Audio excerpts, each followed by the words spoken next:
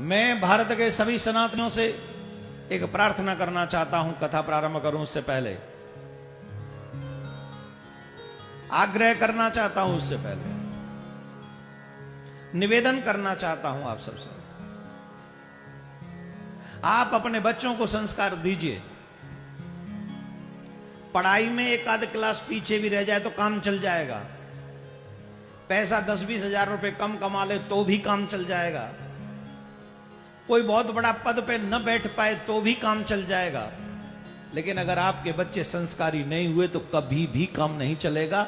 न वो डूबेगा बल्कि हमारे वंशजों को भी ले डूबेगा वो।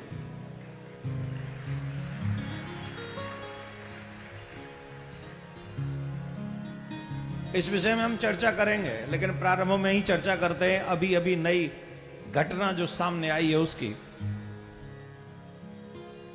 श्रद्धा, एक बच्ची का नाम है श्रद्धा, जिसके 35 टुकड़े कर दिए गए। कितने? जोर से बोलिए। अगर हाथ पांव गर्दन ये भी अलग अलग करते तो 7-8 में सिलट जाता मामला। 35 किए गए।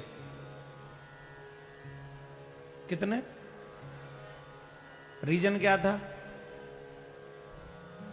आजकल बेटियां ये समझती हैं कि मेरे वाला ऐसा नहीं होगा।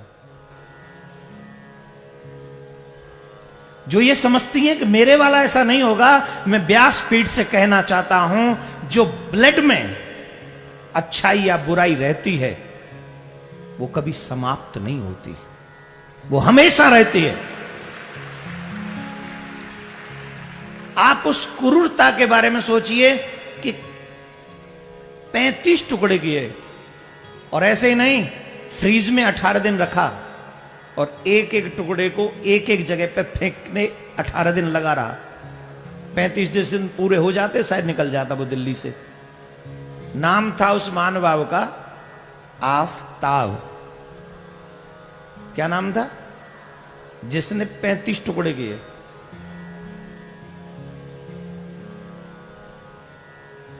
और मुझे तकलीफ जानते हो किस बात की है?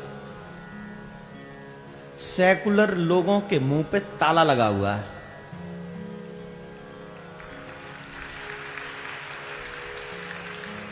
जो अपने आप को सेकुलर कहते हैं ना, वो इस समय बैंक बैलेंस में अंदर अकाउंट में छुप गए। अब उन पे कोई फर्क नहीं पड़ता, क्योंकि सनातनी बेटी थी ना, मर गई मर गई। इसमें क्या? 35 ही टुकड़े तो हुए हैं, हो जाने दीजिए।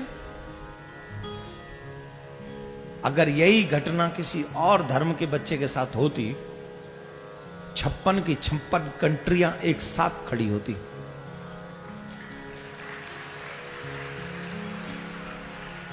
और तुम्हारे यहां की बेटी पाकिस्तान में भी काट दी जाती है, बांग्लादेश में भी काट दी जाती है, इराक अफगानिस्तान इत्यादि हर जगह काट दी जाती है।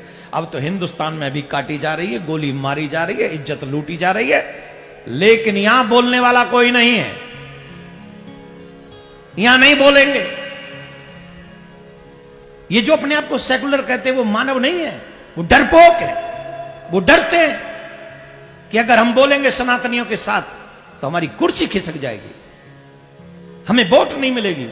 अरे वोट तो तब मिलेगी ना जब तुम जिंदे रहोगे, तुम्हारा संस्कार जिंदा रहेगा। जब तुम कहीं के रहोगे नहीं तो तुम्हें वोट कहां से मिलेगी? घर में से निकाल निकाल के बहन बेटियों को ले जाया जाता है, उनसे बातें की जाती हैं, मोबाइल फोन पे, मोबाइल शॉप पे, स्कूल में, कॉलेज में, और न जाने कहां कहां। हर जगह हमारी बेटियां सुरक्षित हैं। हे देशवासियों, याद करो, महाभारत का युद्ध सिर्फ द्रौपदी की लाज बचाने के चक्कर में हुआ था। रामायण का युद्ध मां भगवती सीता के लाज के लिए हुआ था। और आज वही लाज सरेआम लूटी जाती है और कोई बोलने वाला नहीं है। बोलेंगे तो कुर्सी खिसक जाएगी, बोलेंगे तो हम किसी के दुश्मन हो जाएंगे। अरे साहब, बेशर्माई से जीने से तो चाहे कि शान की मौत स्वीकार करो, सम्मान की मौत स्वीकार करो। मरना तो है ही है ना एक दिन, तो बेशर्म जीवन जीकर क्या करेंगे? सम्मान की मौत से मरे ना।